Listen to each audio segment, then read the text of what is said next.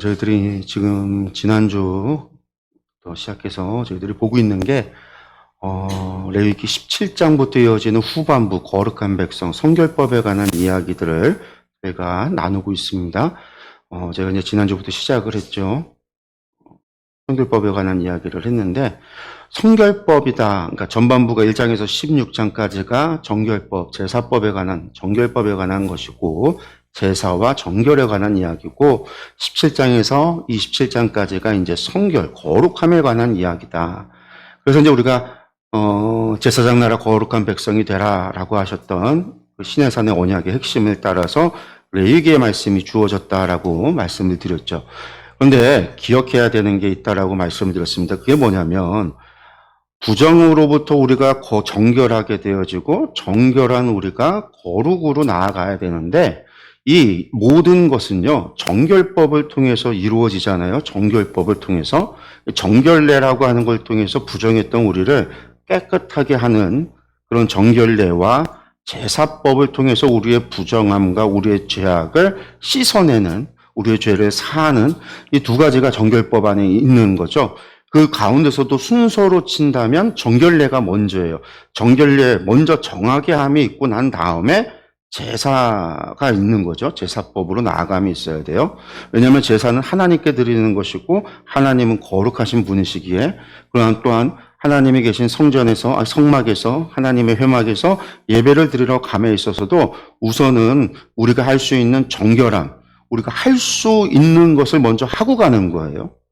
그래서 우리의 정결함을 따라서 우리가 몸을 깨끗하게 씻고 옷을 빨고 이런 게 전부 다 정결례잖아요. 우리가 하는 거란 말이에요. 우리가 옷을 깨끗이 하는 거, 집안을 청소하는 거, 가구들을 막 곰팡이균, 차라디에 감염된 것들을 버리고 태워버리는 거, 내가 격리를 하는 거, 그 이후에 확인을 받고 나음을 입었다라고 하는 확증을 받고 나면 옷을 깨끗하게 빨고 몸을 씻고 정결하게 하는 그런 모든 정결례를 하고 난 다음에 하나님 앞에 제사, 예배를 드리러 가는 거죠. 그래서 정결례로 정결이 이루어지는 건 아니에요. 그러니까 그건 뭐죠? 인간의 노력으로 내가 정결해질 수 있는 건 아니에요. 인간의 노력으로 눈에 보이는 것들, 부정한 것들, 더러운 것들을 씻어낼 수 있을지는 모르지만 우리가 의로움에 도달할 수는 없단 말이에요. 그거는 무엇으로만 되냐면 제사를 통해서 이루어진다라고 하는 것이 또한 이것을 통해서 알 수 있는 거죠. 그래서 제사를 드리고 결국은 속죄제를 드리고 속죄제만으로 끝나는 게 아니에요. 반드시 번제를 같이 드리도록 되어 있어요. 속죄제와 번제를. 속죄제를 먼저 드리고 번제를 드려서 우리를 속죄한다고 그랬어요. 그리고 번제를 드리는 게 속죄의 의미가 있을 뿐만 아니라 번제는 기본적으로 헌신이잖아요. 이제 내가 하나님의 거룩한 백성으로, 하나님의 언약의 백성으로 하나님의 말씀대로 살아가겠습니다라고 하는 재다짐인 거죠. 재결단, 재다짐. 이게 회심이에요. 이게 회개라는 거예요.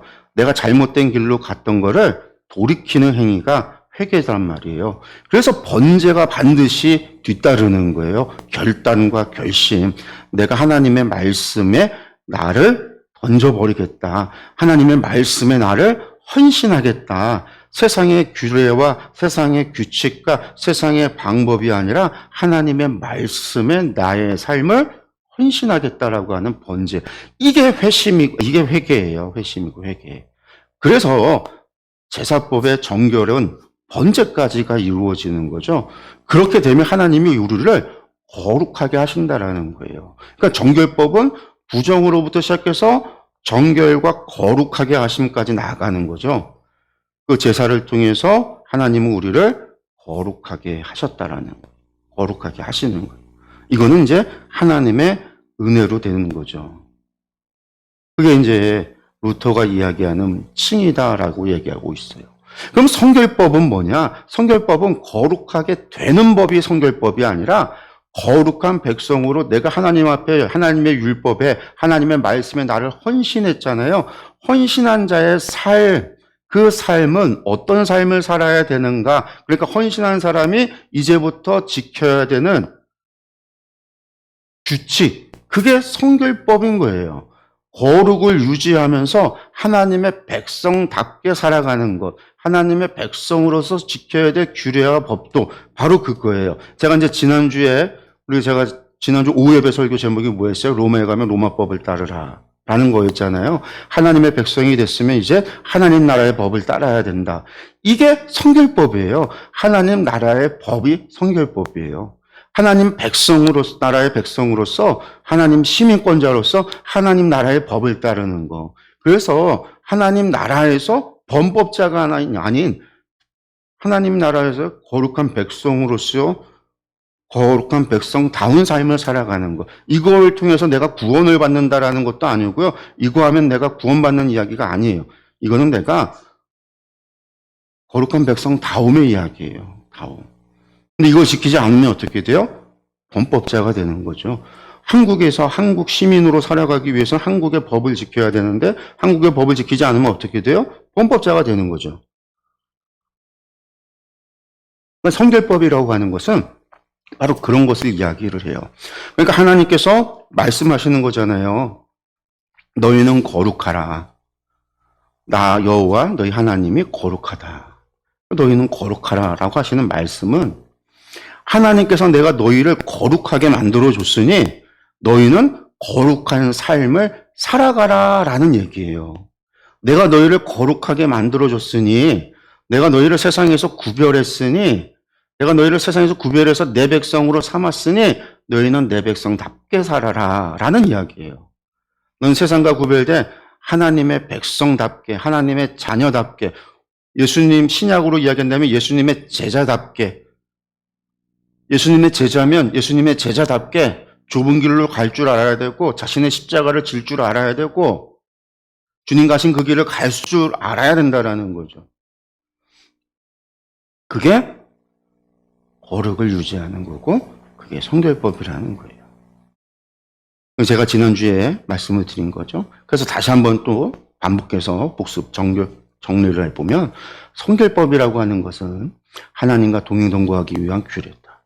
당연하죠. 내가 거룩하니 너희도 거룩하라.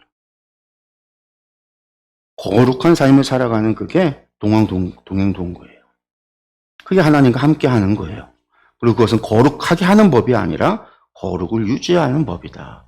거룩하게 하는 것은 뭐예요? 정결법을 통해서 이루어지는 거예요.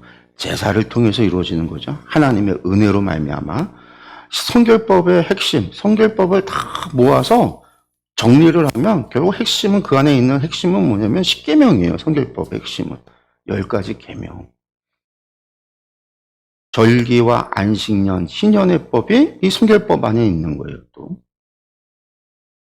예수님의 십자가는 정결법을 완성하신 것이고 예수님의 가르침은 성결법에 관한 것. 예수님의 가르침은 성도가 이 세상에서 어떻게 살아가야 되는가에 대한 가르침이잖아요. 예수님의 십자가는 죄에서 우리를 구속하시는 거기 때문에 정결법의 완성인 거고요. 성결법의 핵심은 하나님을 사랑하고 이웃을 사랑하는 거. 그래서 이게 성결법의 이야기. 어떻게 하나님의 백성은 도대체 어떻게 살아가야 되는 첫째 되는 계명이 뭐냐? 하나님 백성 다음의 첫 번째가 뭐냐? 하나님을 사랑하는 거다. 두 번째는 뭐냐? 내 이웃을 내 몸과 같이 사랑하는 거다. 이게 성결법이라고 하는 거예요. 하나님 백성다움, 예수 그리스도의 제자다움, 교회다움, 세상에서 빛과 소금으로서 불리우는 성도다움. 우리가 이것을 생각해야 된다. 이게 거룩, 성결법에 관한 것이다라는 거죠. 제가 이제 지난주에 17장의 이야기, 비에 대한 규례를 받고, 저희가 이제 또 18장에서 20장의 생활의 규칙, 백성이 지켜야 될 생활의 규칙들 가운데 18장까지는 봤어요. 18장에 관한 것은 성윤리에 관한 거였죠. 이 18장을 시작하면서 생활의 규례를 시작하면서 처음에 하나님이 하셨던 말씀이 뭐냐면 애굽의 풍속을 따르지 말고 가나안의 풍속을 따르지 말라. 이게 18장을 시작하면서 하셨던 말씀이에요. 그래서 사실은 18장, 19장, 20장의 이 생활의 규례의 베이스, 그러니까 이것을 해석하는 키는요, 애굽의 풍속과 가나안의 풍속. 그 중에서도 애굽의 풍속이 베이스예요, 베이스.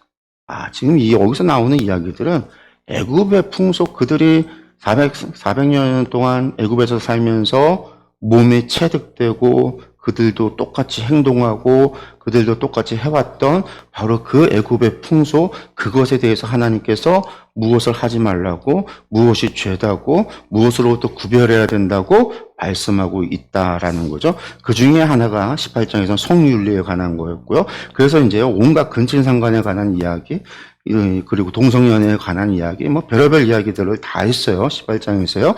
그 다음에 이제 19장이 오늘 보는 이야기인데, 19장은 사회윤리에 관한 이야기예요. 사회윤리. 기본적인 사회를 도덕적 가치에 대한 이야기인 거죠. 하나님 나라를 하나님께서 세우고자 하시는 나라의 사회윤리라고 하는 건 한마디로 그 사회가 바라보고 있는 도덕적인 가치가 뭐냐, 중요하게 여기고 있는 바가 뭐냐, 지켜야 되는 윤리적인 가치가 뭐냐, 이런 것들이 이제 19장의 이야기예요. 이 19장의 이야기들을 말씀을 우리가 보면서 한번 보도록 하겠습니다. 우리 1절, 2절 먼저 보면은요, 여호와께서 모세에게 말씀하여 이르시되, 여기서 다시 한번, 여기서는 또 모세에게만 말씀하고 있죠.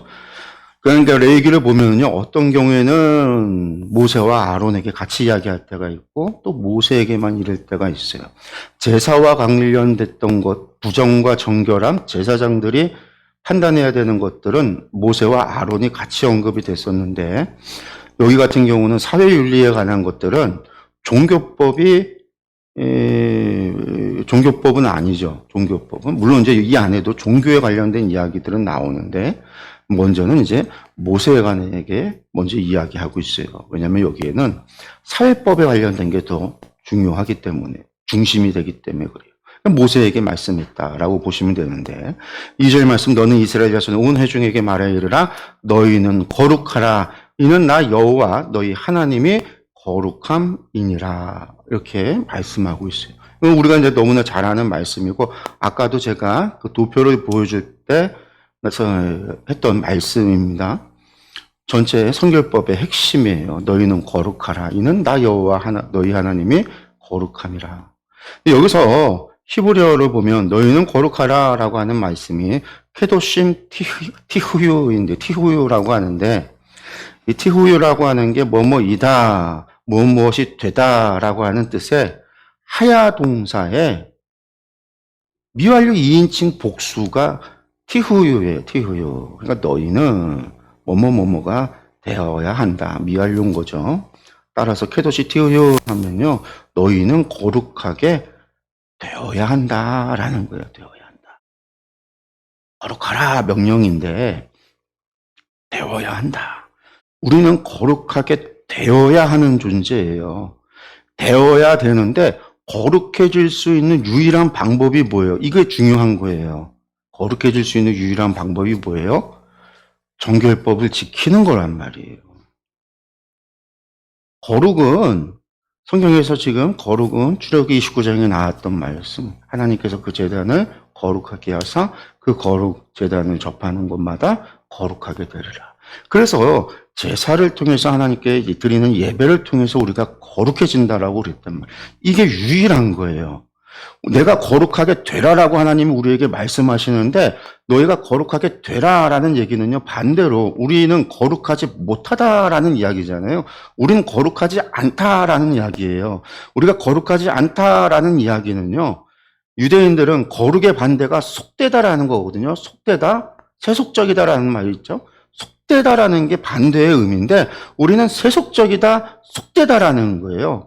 거룩에 포함되지 않았다라는 말이고, 거룩에 포함되지 않았다라는 것은 세속에 포함됐다라는 말이에요. 이걸 다른 말로 쉽게 이야기한다면요, 세상의 공중권세 잡은 자에게 포함됐다, 세상에 포함됐다라는 얘기예요. 세상의 공중권세 잡은 자가 누구예요? 사단이잖아요.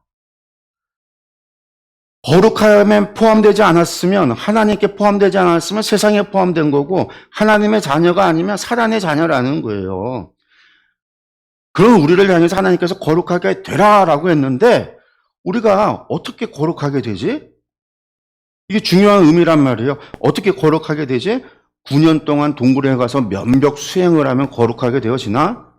불교에서는 9년 면벽 이런 거 하잖아요. 무건 수행 몇 년 거룩하게 되나? 그렇게 거룩하게 되어질 수 있는 게 아니라는 거예요. 정결례를 통해서 우리가 보여지는 것, 이런 것들을 없앨 수 있을지 모르지만, 우리의 거룩은요, 그런 걸로 되어지는 게 아니라 예배를 통해서 되어진다라는 거예요. 하나님의 말씀, 정결법, 하나님의 은혜로 되어지는 거예요. 거룩하게 되라라는 얘기엔, 그 얘기는 뭐가 포함되어 있어요? 그러니까 너희가 거룩하게 되기 위해서 어떻게 해야 돼요? 하나님의 은혜를 받아야 돼요. 하나님께서 거룩하게 하시는 하나님의 은혜를 받아야지만 거룩하게 되는 거예요. 너희가 하나님께 은혜 받는 존재가 되어야지 하나님 앞에 벌 받는 존재, 하나님께 미움 받는 존재, 하나님께 심판받는 존재가 되면 안 되잖아요. 그럼 하나님 앞에 은혜 받는 존재가 어떤 존재예요? 계속해서 레위기에서 말씀하시는 거죠. 하나님의 명령과 규례와 법도를 지켜. 그 다음에 나 여호와 너희 하나님이 거룩함이라 라고 했어요. 키 카도시아니 예흐와라고 했는데요. 여기 보면은요, 문장에 우리는 이제 모르죠. 근데 여기 보면은요, 동사가 없어요. 이 문장에 동사가 없어요. 뭐뭐뭐이다라는 동사가 없어요. 왜 동사가 쓰이지 않았느냐? 하나님은 거룩함이시다. 그런 이시다 동사가 없는 거예요. 왜 그러냐면 하나님은 하나님이 본질상 거룩이시기 때문에, 하나님 자신이 거룩의 본질이기 때문에, 하나님이 거룩이라고 하는 본질, 하나님 본질이 하나님 자신이 그 거룩의 본질이기 때문에, 그러니까 우리가 말하는 그 모든 거룩은요, 그 본질이 하나님이다라는 거예요. 그걸 강조하려고 동사를 빼버렸어요. 그래서 요 말이 19장에서 나오는 요 말이 뿐만이 아니라 레위기에서 계속해서 이 뒤에 나오는 이 말들이요, 대단히 중요해요. 하나님께서 나는 여호와다 무슨 얘기를 하면서 내가 여호와다라고 뒤에 후렴같이 이 이야기가 계속 붙거든요. 그 얘기는 뭐예요? 나는 거룩함이다라는 거예요. 나는 거룩함이다라는 이야기를 하는 거예요. 그 무슨 규례를 너희가 행해야 한다? 나는 여호와다. 이런 말씀을 했다는 얘기는요, 나는 거룩함이다라는 얘기예요. 그러니까 너희가 거룩함을 유지하려면, 너희가 거룩함에 속하려면 이걸 해야 된다? 말아야 된다? 해야 된다라는 거죠. 즉 그 얘기예요. 그러니까 나는 여호와다라는 말이 단순히 후렴처럼 들어가는 말이 아니라 19장에서 나는 여호와다 이제 뒤에 계속 붙게 되어지는 이 말씀이 계속 어떤 의미로 사용되어지는 거냐면 나는 거룩합니다. 내 자신이 거룩의 본질이다라는 거예요. 그러니까 나는 여호와다 그 말 안에는, 그냥 그 말 안에는 하나님은 거룩함이시다. 하나님 거룩합니다. 하나님 거룩합니다. 그 말이 계속 있는 거예요. 그래서 우리가 19장을 볼 때 이 부분이 중요해요. 하나님 말씀하실 때마다.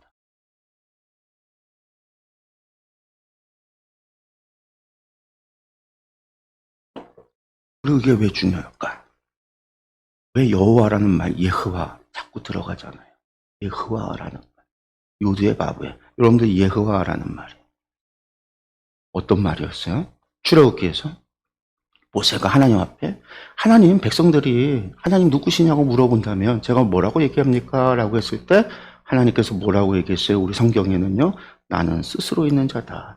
에의 아쉐르 에의, 이렇게 말씀하셨잖아요. 에의 아쉐르 에의, 나는 스스로 있는 자다. 영어로 얘기하면 I am who I am. 그래서 나는 스스로 있는 자다라고 번역을 했지만 이 번역이 단지 존재에 대한 얘기를 하고 있는 게 아니라 어떤 거라고 그랬어요? 내가 어떤 존재냐면, 나는 과거에 어떤 존재였냐면, 난 지금 어떤 존재냐면, 또한 앞으로 내가 어떤 존재일 것이냐면, 내가 하는 일을 통해서, 내가 행하는 것을 통해서 너희는 나를 보면 된다 라고 하는 뜻이라고 그랬어요. 그냥 스스로 있는 존재다라는 게 아니라 내가 행하는 걸 통해서 나를 보면 된다라는 거예요. 하나님의 말씀을 통해서 하나님을 보면 된다라는 거예요. 하나님의 거룩이 무엇이냐? 하나님의 말씀을 통해서 여호와 하나님의 거룩이 무엇인지를 보면 된다라는 거예요. 19장의 이야기의 거룩은 나는 여호와다, 나는 거룩함이다, 나는 내 자신이 거룩의 본질이다, 나는 거룩, 이걸 이야기하실 때 그 거룩, 내 말을 통해서, 내가 주는 규례를 통해서, 내가 주는 법을 통해서 하나님의 거룩이 무엇인지 알면 된다. 알아야 한다라는 거죠. 도대체 하나님도 어떤 분이십니까? 이걸 알아야 되는 거예요. 그걸 알고 내가 지키는 거하고 그냥 모르고 해야 된다니까 어쩔 수 없이 하는 거랑 전혀 다른 거예요. 그래서 너무나 중요한 핵심입니다. 너무나 중요한 거예요. 이거는 계속해서 나오는 이야기. 이어서 봐요. 너희는 각 사람은 부모를 경외하고 나의 안식일을 지키라. 나는 너희의 하나님 여호와니라. 똑같아. 나는 너희의 하나님 여호와다. 나는 누구다? 나는 너희의 하나님. 나는 너희의 하나님. 거룩함이다. 그 거룩함이 무엇이다라고요? 내가 말하는 규례를 통해서 하나님의 거룩함을 알아야 돼요. 하나님의 거룩함. 너희가 거룩하라고 그랬잖아요. 우리가 거룩하게 되기 위해서는 하나님의 법을 지켜야 되는 건데, 그럼 하나님이 우리를 거룩하게 해주는데 무엇을 하라고요? 부모를 경외하고 하나님의 안식일을 지키라고. 십계명의 연장이죠. 십계명의 이야기를 다시 한번 풀어서 설명하고 있는데, 이게 왜 부모를 경외하고 안식일을 지킬까? 이제 히브리 언어를 보면 이야기 나오는 것 중에 하나가, 여기 사용되는 말이 하나님께 사용하는 말과 같이 동일하게 써요. 부모를 경외하는 것과 하나님을 경외하는 말의 단어가 동일하게. 원래 십계명에 나오는 경외함과 다른 단어를 썼어요. 그 얘기는 부모가 하나님, 눈에 보이는 부모를 경외하지 않으면서 눈에 보이지도 않는 하나님을 어떻게 경외할 수 있느냐. 그런 의미가 있는 거죠. 왜냐하면 하나님이 생명을 주시고 우리 눈에 보이는 부모님이 나에게 생명을 주셨듯이, 십계명의 가령 너희는 헛된 것들에게 향하지 말며 너희를 위하여 신상들을 부어 만들지 말라. 나는 너희 하나님 여호와라. 또 십계명에 관한 우상 숭배에 관한 이야기죠. 나는 너희의 거룩함이다. 어떤 거룩함이냐? 우상에게 절하면 안 돼요. 헛된 것들을 향하여 나아가면 안 돼요.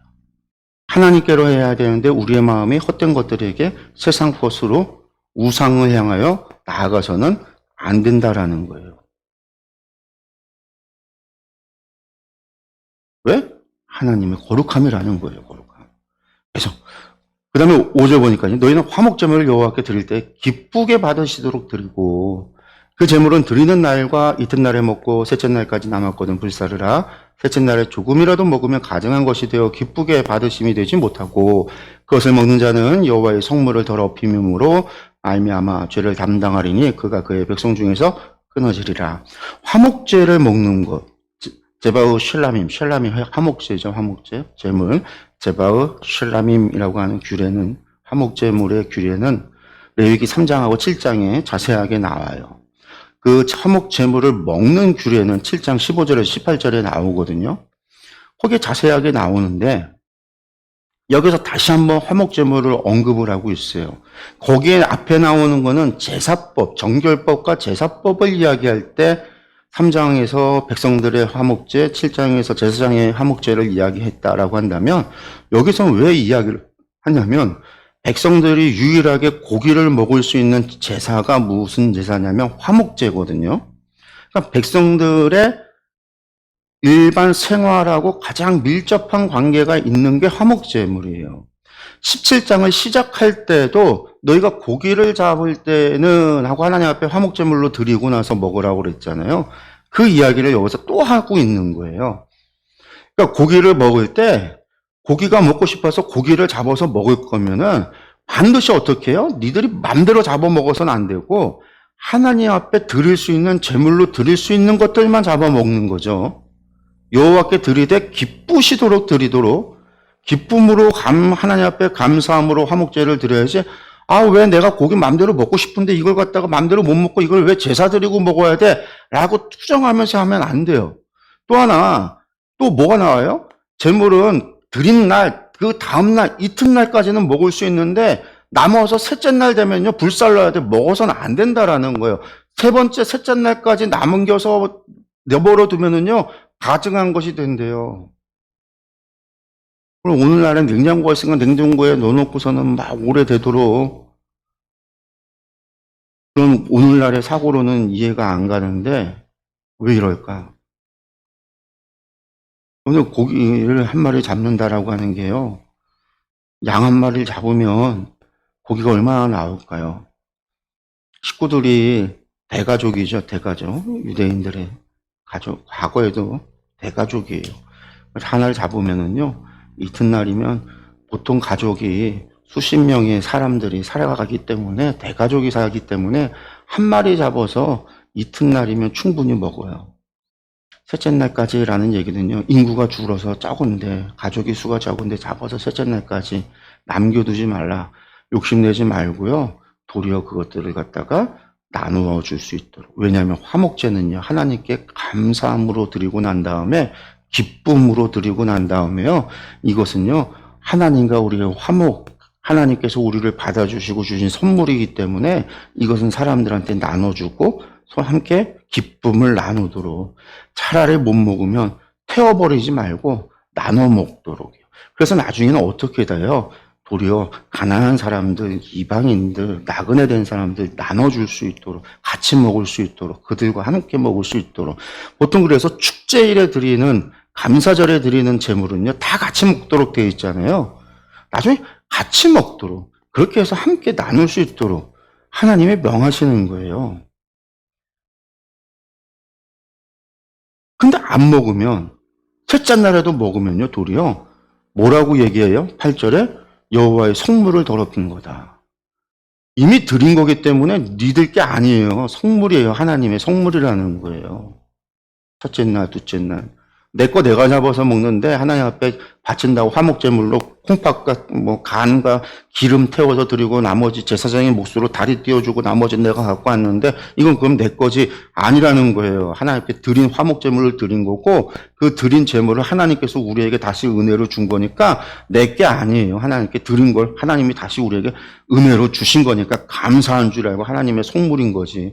그러니까 그것을 함께 나누어 먹는 거죠. 남으면 사람들한테 이웃에게 나눠줘야 되는 거고 여호와의 성물이라는 거예요. 근데 말을 안 지키고 3일이나 지났다? 그 성물을 더럽혔다. 하나님의 성물을 더럽혔다. 이 얘기란 말이에요. 너희가 또 보세요. 너희가 너희 땅에서 곡식을 거둘 때는 어떻게 해요? 너희 밥 모퉁이. 여기가 이제 담벼락이라고 한다면 이 모퉁이에 있는 것은 거두지 말라는 거예요. 그 땅에 떨어진 이삭도 줍지 말라. 내 포도원 열매를 다 따지 말고 조금 내버려둬라. 우리가 이제 감나무 같은 경우 감 딸 때 옛날에 꼭대기에 몇 개 내비두고 다 안 따고 따거든요. 왜 안 따냐면 이거 까치 먹이라고. 까치가 먹도록, 새가 먹도록 남겨둔 옛날 풍습이었단 말이에요. 그것처럼 왜 이거 줍지 말고, 왜 따지 말고, 왜 남겨두냐? 가난한 사람과 거류민을 위해서, 가난한 사람들과 나그네들을 위해서 그 사람들이 이것들을 걷어서 먹을 수 있도록 버려두라는 거예요. 그러면서 나는 너희의 하나님 여호와다. 나는 너희의 하나님 여호와, 나는 거룩이다라는 거예요. 여러분, 이게 거룩이다라고 하나님 말씀하시는 거예요. 너희가 거룩한 백성으로 살아가려면 이래야 된다라는 거죠. 가난한 거류민들, 가난한 사람들, 거류민들에게 뭘 베풀어야 돼요? 먹을 것을 베풀고 선을 베풀어. 그래서 9절 말고 이 앞절의 이야기가 같이 연결되어지는 거예요. 앞절의 이야기. 그래서 이 화목제물도 왜 셋째 날까지 남은 걸 불살러 버리냐? 불살러 버리는 거 아깝다. 아니, 불살러 버리라는 얘기가 아니라 불살러 버리기 전에 다 나눠주고 같이 다 먹고 3일째까지 남겨두지 말고 숨겨뒀다 혼자 몰래 또 3일날 먹지 말고. 그렇게 하는 거는 여호와의 성물 더럽히는 죄고 가난한 사람들, 거류민들, 이웃들을 돌보라는 거예요. 왜? 하나님 거룩. 이게 거룩이다라는 거예요. 이게 거룩. 그리고 또 말씀하십니다. 너희는 도둑질하지 말며 속이지 말며 서로 거짓말하지 말며 10계명에 나오는 얘기들이죠. 너희는 내 이름으로 거짓 맹세함으로 내 하나님의 이름을 욕되게 하지 말라. 나는 여호와니라. 나는 거룩이니라. 이렇게 읽으라고요. 나는 거룩이니라. 그러니까 도둑질하고 속이고 거짓말하고 거짓 맹세하는 모든 것은요, 거룩한 게 아니라는 거예요. 그건 속된 거예요. 그것은 세상에 속한 것들이라는 거예요. 거룩하지 못한 것들이죠. 나는 거룩이니라.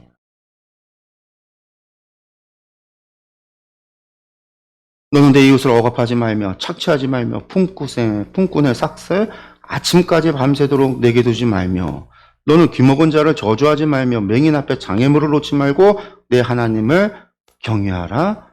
나는 여호와니라. 나는 거룩이니라. 무슨 말씀이에요? 내 이웃을 억압하지 말라. 억압한다는 게 뭐예요? 나는 힘이 있는 자가 힘없는 사람을 억압하죠. 권력 있는 사람이 권력 없는 사람을 억압해요. 재물 많은 사람이 재물 없는 가난한 자를 억압하는 거거든요. 착취하지 말며도 마찬가지죠. 품삯을 아침까지 밤새도록 내게 두지 말라도 마찬가지. 그날 일하는 거는요, 그날 다 품삯을 주라는 거예요. 하루 일하고 하루 돈을 받는 건데 다음날까지 두지 말라는 거예요. 가난한 사람들. 네가 권력이 있다고, 네가 재물이 있다고, 네가 힘이 있다고 이래서는 안 된다라는 거예요. 나중에 아모스서 미가서를 보면 이스라엘 사람들이 그랬단 말이에요. 이웃을 억압하고 착취하고 뿐꾼에 삭스 주지 않고 신발 한 켤레로 의인을 사고 파는 일들이 벌어졌어요.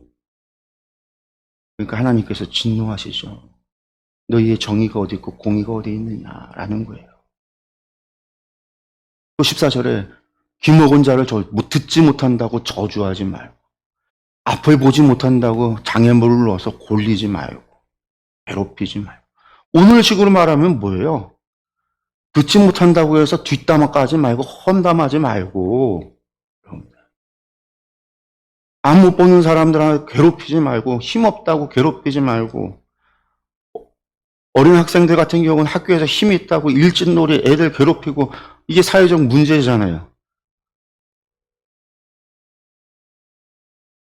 자녀를 낳아서 애들이 커갈 때 부모가 제일 걱정이 되는 게요. 학교에 애들을 보내면서 제일 걱정하는 게 뭐냐면 모든 학부모들이요. 제일 걱정하는 게 우리 애가 학교에 가서 혹시나 누군가한테 괴롭힘 당하지 않을까. 이게 제일 걱정이에요.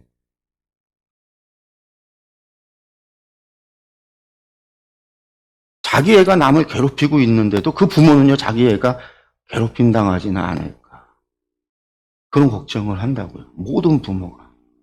그게 요즘 저희도 한국 와서 제일 걱정이 애들 학교 보낼 때 그게 걱정. 맞고 오는 거 아니야. 괴롭힘 당하는 거 아니야. 그래서 물어보죠, 맨날. 괴롭히는 애들 없어?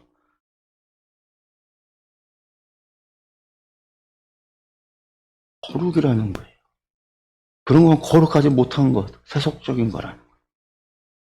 너희는 재판할 때 불의를 행하지 말며 가난한 자의 편을 들지 말며 세력 있는 자라고 두둔하지 말고 공의로 사람을 재판할지며. 재미있는 말이죠. 재판할 때 어떻게 해요? 불의도 행하지 말아야 되고 가난하다고 편들어서도 안 되고요. 세력이 있다라고 두둔해서도 안 돼요. 왜? 재판은요. 공의롭고 정의로우니까. 정의로워야 되니까. 유전무죄, 무전유죄 그런 말도 아니고요. 가난하다고 무조건 불쌍히 여기고 편들어서도 안 되고 힘이 있다고 무조건 편들어서도 안 된다라는 거예요. 공정하게 해야 된다라는 거예요. 공평, 언제나 평등, 공평해야 된다라는 거예요. 너는 내 백성 중에 돌아다니며 사람을 비방하지 말며 내 이웃의 피를 흘려 이익을 도모하지 말라. 나는 여호와라. 나는 거룩함이라. 하나님의 거룩은 이러한 정의와 공의를 행하는 것에 있다라는 거죠. 그러니까 이것들이 종교법이 아니란 말이에요. 종교법이 아니죠. 사회법이에요. 재판에 관한 것도 이야기하잖아요. 그래서 모세에게 준 거죠. 보시면은요, 이게 뭐예요? 정의의 여신이죠, 정의의 여신. 우리가 법원에 가면은 항상 있어요. 이게 저울을 가지고 있고, 한 손에는 검을 들고, 눈은 가렸어요. 수건으로 눈을 가렸어요. 이게 그리스 신화에 나오는 여신 이게요. 정의의 여신이라고 하는, 디케라고 하는 신인데, 왜 눈을 가렸느냐? 사람을 보고 판단하겠지 않겠다라는 거죠. 부자와 가난한 자, 힘 있는 자, 힘 없는 자, 내가 안면이 있는 자, 안면 없는 자. 그런 걸 갖다가 보고 판단하지 않고 오로지 죄의 무게로만 판단하겠다. 그런 상징성을 가지고 있어서 뭐 우리 법원에 가면은 다 있어요. 이렇게 법원에 가면 정의의 여신상 이게 이제 있어요. 하나님이 지금 15절에 이미 15절에 나오는 말씀도 그런 얘기인 거죠. 불의 행하지 말고 가난하다고 편들지도 말고 약하다고 편드는 것도 아니고 힘이 있다고 편드는 것도 아니고 오로지 공의와 정의대로 하나님의 거룩함이다라는 거예요, 그것이. 그리고 너는 내 형제를 마음으로 미워하지 말고 내 이웃을 반드시 견책하라. 그러면 내가 그에 대하여 죄를 담당하지 아니하리라. 원수를 갚지 말며 동포를 원망하지 말며 내 이웃 사랑하기를 내 자신과 같이 사랑하라. 나는 여호와라. 여러분들 이게 나는 거룩합니다라는 거예요. 내 이웃 사랑하기를 내 자신과 같이 사랑하는 것이 하나님의 거룩함이다라는 거예요. 사실상 전반부 10계명을 요약을 쭉 하면서요. 앞에 게 다 지금 10계명에 관한 이야기예요. 10계명에 대한 걸 요약을 하면서 그 안에 가난한 자들을 향한 선을 베풀 것과 재판에 관한 것과 그런 것들이 좀 더 첨부가 된 이야기들인데 18절까지의 얘기가 그 이야기를 쭉 하고 나서 18절에 하는 이야기가 내 이웃 사랑하기를 내 자신과 그렇게 하면 사실 다 되는 거예요. 재판을 할 이유도 없고 가난한 사람들이 배 굽는 일도 어려움 당할 일도 없고요. 범죄 그런 것도 일어날 일도 없어요. 하나님의 거룩함은 이웃을 내 몸과 같이 사랑하면 이루어질 일이라는 거예요. 그래서 예수님께서도요, 이야기하시는 거죠. 서기관이 이야기 마가복음에서 서기관이 묻되 계명 가운데 첫째가 무엇이냐고 했더니 예수님께서 대답하되 첫째는 이스라엘아 들으라 주고 우리 하나님은 유일한 주시라 내 마음을 다하고 목숨을 다하고 뜻을 다하고 힘을 다하여 주 너희 하나님을 사랑하라 하신 거죠. 이건 신명기에 나오는 쉐마죠. 그 다음에 31절에 둘째는 이것이니 내 이웃을 내 자신과 같이 사랑하라 하신 것이라. 이보다 더 큰 계명은 없다. 이 둘째가 레위기 19장 18절의 말씀을 가지고 하신 말씀이에요. 예수님께서 이 땅에 오셔서 내가 율법을 완성하러 왔노라. 그러면서 두 개의 계명을 줬다. 새로운 거 준 게 아니에요. 쉐마를 준 거고요. 레위기 19장 18절의 말씀을 주신 거예요. 율법의 핵심이 뭐냐? 하나님 사랑과 이웃 사랑인 거예요. 예수님께서 완성하신 율법은 뭐예요? 정결, 우리를 거룩하게 하는, 우리의 죄를 사한, 그걸 완성하신 거죠. 제사법을 완성하신 거예요. 그 앞뒤에 있는 것들은 뭐예요? 정결례가 있고 뒤에는요 성결을 지켜야 되는 성결법이 있어요. 그건 우리 몫이에요. 제사법을 통해서 하나님이 예수님이 스스로 십자가에서 제물 되셔서 우리의 대속의 제물이 되고 속죄의 제물이 되고 화목의 제물이 되셔서 단 한 번 드려지는 제사를 통해서 예수님이 제물 되셔서 우리의 죄를 사하신 건 그게 예수님께서 이루신 완성이고요. 우리의 몫은 하나님께 나아가기 위해서 우리 몸을 깨끗게 하는 정결례를 지키고 그렇게 예수 그리스도의 은혜로 십자가의 공로를 의지하고 하나님께 나아가고 죄사함을 받아서 우리가 의로워지면 하나님의 그 은혜로 성결을 유지하며 하나님의 백성다운 삶을 살아가고 주어진 사명을 감당하며 살아가는 우리의 삶의 몫이 있는 거예요. 이건 예수님만이 말씀하신 게 아니에요. 사도 바울도 같은 이야기 했어요. 로마서 13장 9절에 간음하지 말라, 살인하지 말라, 도적질하지 말라, 탐내지 말라 한 것과 그 외에 다른 계명이 있을지라도 이 10계명을 이야기하는데 레위기 19장 요약해서 말하는 거예요. 왜? 레위기 19장이 10계명의 해설이니까. 있을지라도 내 이웃을 내 자신과 같이 사랑하라 하신 그 말씀 가운데 다 들었느니라. 율법의 핵심이 그거라는 거예요. 로마서에서 사도 바울의 이야기가. 갈라디아서 5장 14절에 온 율법은 내 이웃 사랑하기를 내 자신같이 하라 하신 말씀 안에서 이루어졌다. 거기서 이루어졌다라는 거예요.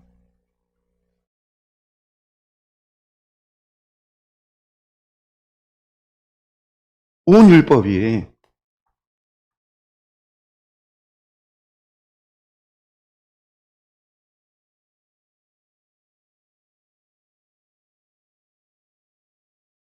근데 저는 이거는요, 성결법이라고 이해를 하는 게 좋아요. 왜? 예수님께서 이루신 건 우리의 정결이에요. 우리의 거룩, 우리의 죄의 문제예요. 정결법을 완성하셨다고 한다면 내 이웃 사랑하기를 내 자신같이 하라 하신 말씀은 결국 하나님의 백성된 우리가 지켜야 될 율법의 핵심이다. 그거라고 생각하면 돼요. 하나님 나라의 법은 성결법이에요. 거룩한 백성이 지켜야 되는 법. 거룩한 백성이 백성다운 삶을 살아가는 법이라고 생각하면 된다라는 거죠. 그 다음에 이제 19절에 너희는 이제부터는요 다른 이야기예요. 딱 십계명의 이야기가 끝났어요. 19절부터는 다른 이야기를 해요. 19절에 너희는 내 규례를 지킬지어다. 내 가축을 다른 종류와 교미시키지 말며 내 밭에 두 종자를 섞어 뿌리지 말며 두 재료로 직조한 옷을 입지 말지며. 이런 이제 말씀이 나오죠. 요 19절부터 나오는 이야기를 이해하려면요. 18장에 시작하는 이것을 기억하면 돼요. 너희가 거주하던 애굽 땅의 풍속을 따르지 말며 내가 너희를 인도할 가나안 땅의 풍속과 규례도 행하지 말고. 이게 18장 시작하면서 생활 규례를 시작하면서 하셨던 말씀인데 애굽의 풍속. 왜 그러냐면요. 아까 그게 애굽의 풍속이에요. 애굽의 풍속. 어떤 게 애굽의 풍속이냐. 가축을 다른 종류와 교미시키지만 애굽 사람들이 그런 짓을. 그래서 이제 성문제 얘기할 때 그런 얘기했죠. 애굽 사람들이 동물들을 갖다 신으로 믿었기 때문에 그런 동물들과 교미하는 게 관계를 맺는 게 신과의 관계라고 생각을 해서 수간과 같은 일들을 벌였고 그게 수간 사람과 동물 사이에서 이루어지는 일뿐만이 아니라 동물과 동물 사이의 교미를 이루는 그런 일들도 애굽에서는 이루어졌단 말이에요. 뿐만 아니라 두 종자를 섞어 뿌리지 말라라고 하는 게 뭐 오늘날의 유전자 그런 얘기하는 게 아니라 이 애굽의 농사법이요. 밭에다가 종자들을 같이 뿌려요. 이게 이제 애굽의 그림 벽화를 보면은요, 나무하고 나무 사이에 막 과일들이 여러 가지 종류가, 저기 보면은 지금 이게 대추야자 나무도 있고, 다른 나무도 있고, 막 섞여 있잖아요. 이걸 같이 뿌려요. 그러니까 애굽의 풍속, 이게 과학적으로 증명이 되는 게 씨를 섞어 뿌리면, 이게 땅이 빨리 황폐화가 된대요. 근데 애굽은 상관이 없어요, 이집트는요. 왜? 나일강의 범람으로 늘 그 땅이 기름진 땅으로 새롭게 땅이 매해마다 범람하면서 한마디로 개간이 되는 거기 때문에 저렇게 해도 항상 농사가 잘 돼요. 이집트는 괜찮은데 애굽은 다른 지역에서는 저렇게 하면 농사를 지면요 땅이 황폐해져요. 하나님께서 애굽에서 하던 농사 방법으로 농사 짓지 말라고 하시는 거예요. 애굽의 방법, 애굽의 풍속을 따르지 말라라고 하시는 거예요. 또 이어집니다. 20절에서 보면은 20절에는요. 어떤 얘기가 나오냐? 만약 어떤 사람이 다른 사람과 정혼한 여종, 종, 곧 아직 속량되거나 해방되지 못한 여인. 그러니까 정혼을 했어요. 아직 결혼은 안 한 거예요. 정혼을 했지만 결혼은 안 했어요. 그리고 결혼을 하려면 원래 주인에게 돈을 주고 속량을 해서 자유인으로 해방되어야 되는데 돈을 지불하지 않고 해방도 안 돼서 아직 주인에게 매여 있는 종이에요.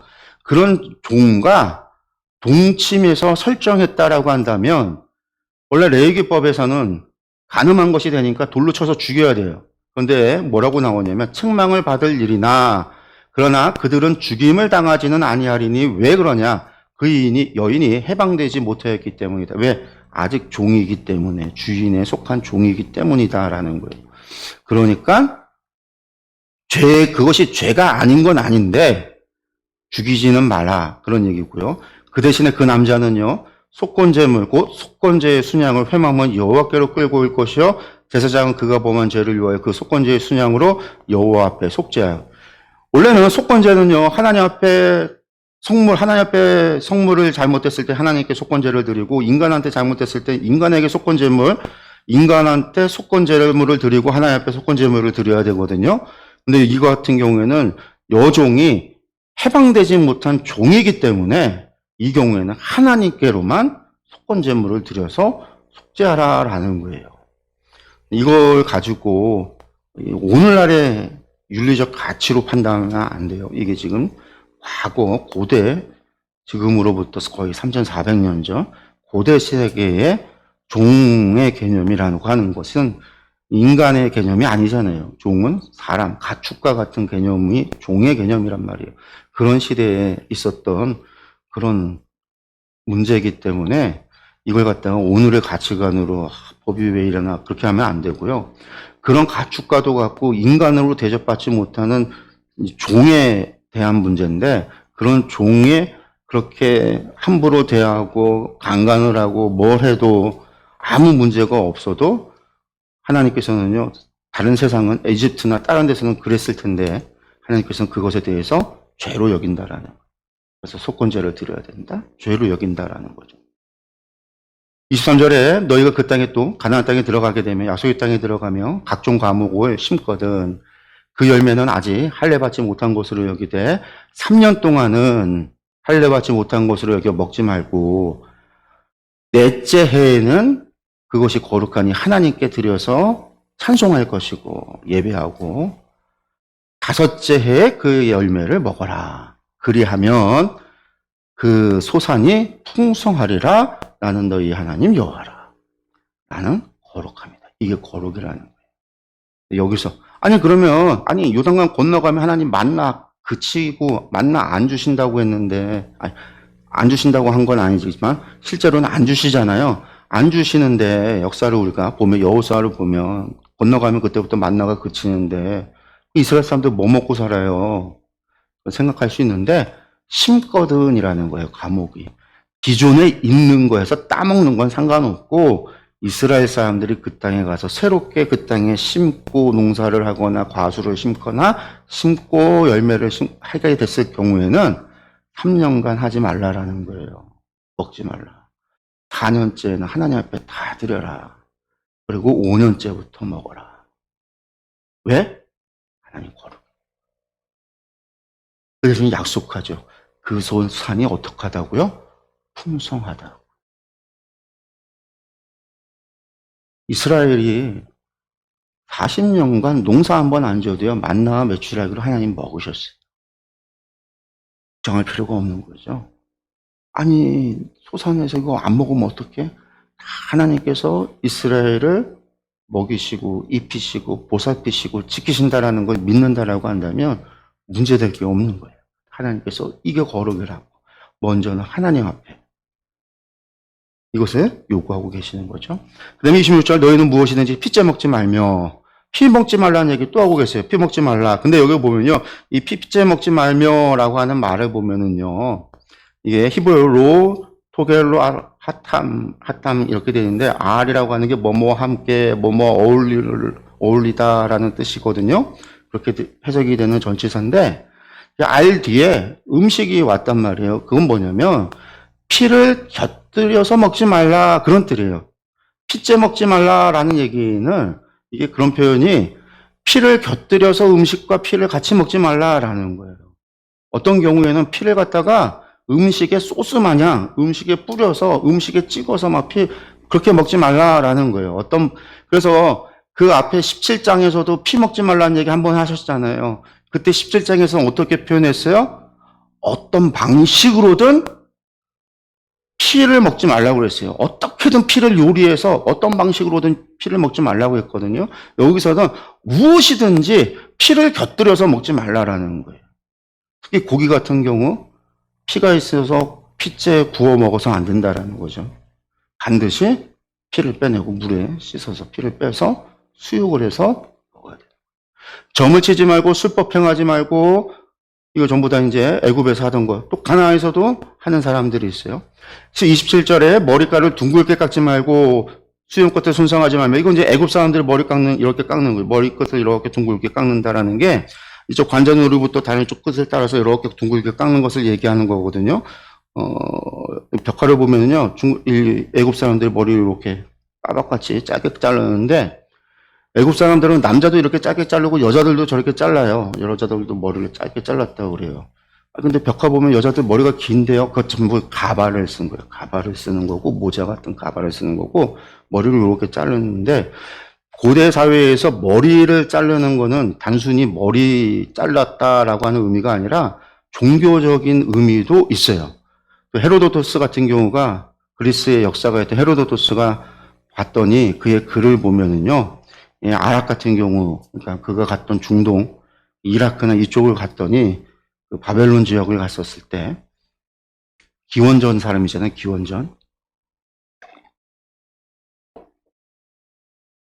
페르시아와 그리스의 전쟁에 관한 글을 썼던 이 헤로도스가 바벨론의 지역에 가서 그가 바벨론을 보고 실제로 견학을 하고 그랬는데 거기 갔더니 아랍의 부족 가운데는 그들의 신인 오로탈이라고 하는 신을 경배할 때 딱 머리카락을 둥글게 깎는, 이렇게 깎아서 머리를 이제 신을 경배하는 그런 종교적인 의미로 이발을 하는 그렇다라는 거예요. 그래서 이것도 애굽 사람들 같이 머리 깎지 말라 그런 얘기예요. 수염 끝도 손상하지 말고.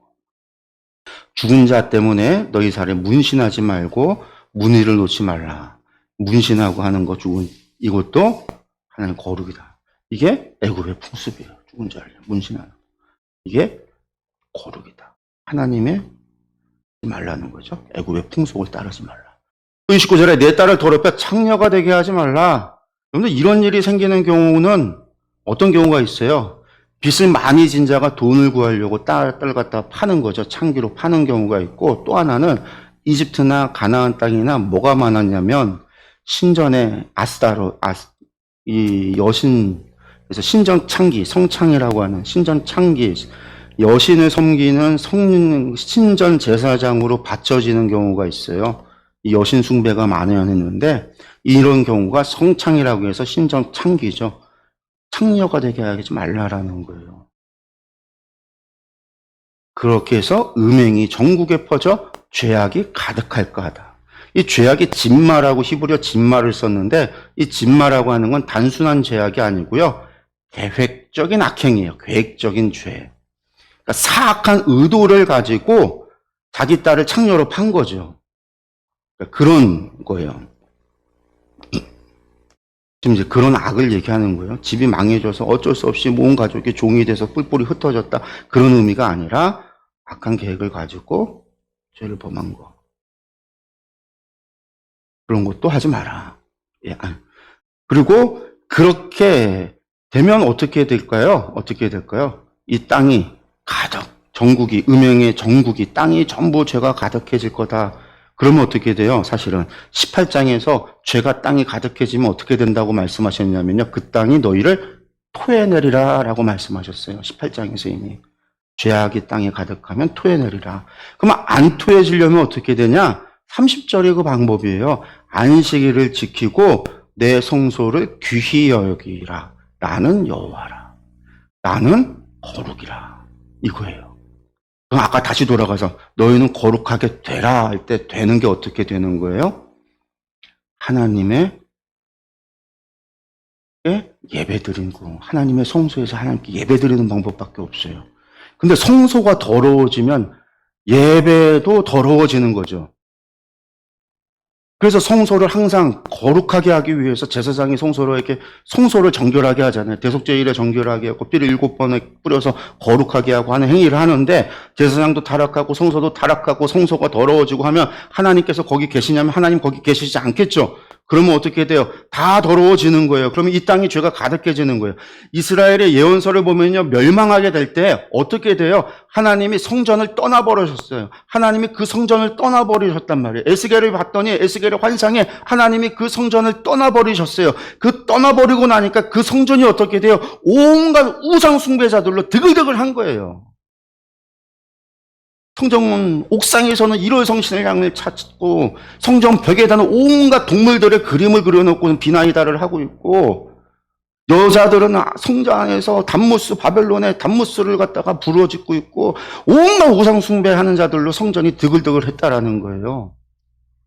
그러면 어떻게 돼요? 거룩하게 될 수 있어요, 없어요? 그런 곳에서 예배 제사 드리면 안 된단 말이에요. 너는 거룩하게 되라 했는데 거룩하게 될 수가 없어요. 거룩하게 되는 방법은 제사밖에 없는데 성소 하나님의 전에서 그러니까 그러지 않을 수 있는 것은요. 하나님의 안식일을 지키고 내 성소를 귀히 여기고 하나님의 말씀대로 거룩한 예배를 하나님의 말씀 그게 하나님의 거룩인 거예요. 우리가 거룩을 유지해야 되는 거예요. 너희는 신접한 자와 박수를 믿지 말라. 애굽에 있는 신접한 자. 가나안에도 가면 또 있어요. 그런 사람들. 이스라엘 사람들이 광야를 지나갈 때 주변 지역에 있는 사람들, 그 이민족들, 유목민족들, 거기 애들도 다 있어요. 신접한 자들, 박수들 다 있어요. 그들도 추종하지 말라. 나는 너희 하나님 여호와라. 내가 너희의 하나님이라는 거예요. 내가 너희 하나님이 되려고 내가 무엇을 했지? 애굽에서 내가 무엇을 했지? 내가 지금 무엇을 하고 있지? 너희를 데리고 와서 언약을 맺고 있지? 내가 앞으로 무엇을 할 거지? 너희를 애굽으로 가는 약속의 땅으로 인도할 거지? 그것을 통해서 내가 누구인지를 알라. 에흐에 아셀에 에흐에 나는 여호와라. 나는 거룩이다. 라는 말씀이에요. 너는 센 머리 앞에서 일어서고 누구의 얼굴을 공경하며 내 하나님을 경외하라. 나는 여호와니라. 나는 거룩합니다. 거류민이 너희 땅에 거류하여 함께 있거든 너희는 그를 학대하지 말고. 거류민, 이방인 거류민. 너희와 함께 있는 거류민을 너희 중에서 나은 자같이 여기며 자기같이 사랑하라. 너희도 애굽 땅에서 거류민이 되었느니라. 나그네 됐다라는 얘기죠. 나는 너희 하나님 여호와니라. 이게 나의 거룩인 거예요. 하나님의 거룩은요, 우리만이 아니라 이방인들, 거류민들, 그들까지도 다 사랑하고 그들까지도 다 어떻게 그들을 사랑하고 그들을 받아들이고 그들과 함께 밥을 먹고 함께 생활하고 그들에게 삶의 자리터를 내주기 위해서는 어떻게 할까요? 그 거류민에게 뭘 가르쳐야 돼요? 하나님의 거룩함. 나는 여호와라. 하나님이 여호와인 걸 가르쳐야죠. 하나님의 거룩함을 가르쳐야죠. 그들도 거룩함을 지켜야 거룩한 우리와 함께 할 수 있는 거죠. 그들이 부정하면 우리가 함께 할 수 있어요? 없어요? 못해요. 간단하게 생각하면 돼요. 여러분들, 무슬림들 데리고 와서 우리랑 같이 밥 먹자고 하면요, 밥 안 먹어요. 왜?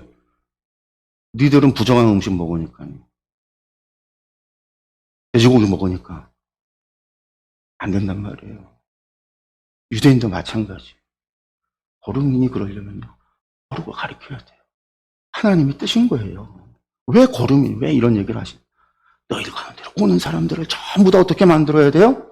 거룩함으로 물들여야 돼요. 거룩함을 가르쳐야 돼요. 거룩함을 지키도록 해야 돼요. 그렇게 해서 다 그 땅에 들어오는, 너희 안에 들어오는, 너희를 거쳐가는 모든 사람들을 거룩한 하나님의 백성으로 삼도록. 너희가 먼저 내 소유가 됐는데 너희가 그 일에 앞장서서 해야 된다라는 거예요. 35절 너희는 재판할 때나 길이나 무게나 양을 잴 때 불의행하지 말고 공평한 저울과 공평한 주와 공평한 에바와 공평한 흰을 사용하라. 나는 너희를 인도하여 애굽 땅에서 나오게 한 너희의 하나님 여호와니라. 에이야 쉐리. 너희는 내 모든 규례와 내 모든 법들을 지켜 행하라. 나는 여호와니라. 나는 거룩함이라. 이것이 거룩함이라. 이 거룩함은요, 구약으로 끝나고 신약은 아니다? 아니에요. 이 안에 담겨있는 하나님의 거룩함은요, 핵심은 내 이웃을 내 몸과 같이 사랑하고 하나님 사랑하는 거라고 했다면, 내 이웃을 내 몸과 같이 사랑하는 거라고 했다면 그 안에는요, 이 말씀 가운데 있는 것처럼 내 이웃과 거류민과 약자와 억압받는 자와 착취당하는 자와 가난한 자들, 그들을 향한 선을 베풀고 그들과 함께 하나님의 거룩을 이루고 하나님 나라를 이루어가기 위해서 정의와 공의를 베풀어야 돼요. 사기치고 악을 행하서는 안 되고요. 악한 계획을 짜도 안 되고요. 그것은 결코 하나님의 거룩이 아니에요. 그것은 세속적인 거예요. 그것은 악한 거예요. 하나님이 진노하시는 거예요. 그것은 하나님께 속한 것이 아니에요. 그것들은 하나님의 심판의 대상일 뿐이에요. 그래서 예언서에는요, 하나님의 이스라엘이 멸망하는 죄가 단순히 우상 숭배 때문에 그것만이 아니에요. 그들이 정의와 공의를 행하지 않았기 때문에. 그 말씀이요, 반복적으로 나와요. 반복적으로. 하나님의 백성이 하나님의 거룩함을 어렵기 때문에. 그걸 하나님은요, 하나님을 떠났다라고 이야기하는 거죠. 이것을 기억해야만 돼요. 오늘 제가 19장의 말씀을 함께 나눴어요. 이 19장이 사실은 성결법 전체에서 가장 중요한 부분입니다. 왜냐하면 여기에 가장 핵심들이 들어있는 거예요. 오늘 나눴던 것 중에 나는 여호와 하나님이. 근데 어떤 하나님이에요? 거룩한 하나님이시다라는 거죠. 그 하나님께서 우리에게 무엇을 요구해 줬어요? 너희는 거룩하게 되라. 이 말씀을 하셨다라는 거. 그리고 그 거룩함의 핵심이 뭐예요? 예수님께서 사도 바울이 또 말씀했던 게 이웃을 내 몸과 같이 사랑하는 거. 바로 그게 핵심이다 라고 하는 거. 오늘 우리가 기억해야 되는 것이고, 그 거룩을 유지하는 것이 우리가 하나님의 백성답게 살아가는 우리의 거룩함이라고 하는 것을 우리가 유지하고 간직하고 우리가 늘 세상으로부터 구별된 모습이어야 되고 삶이어야 된다는 것을 기억했으면 좋겠습니다. 오늘 여기서 마치도록 하겠습니다. 기도하겠습니다.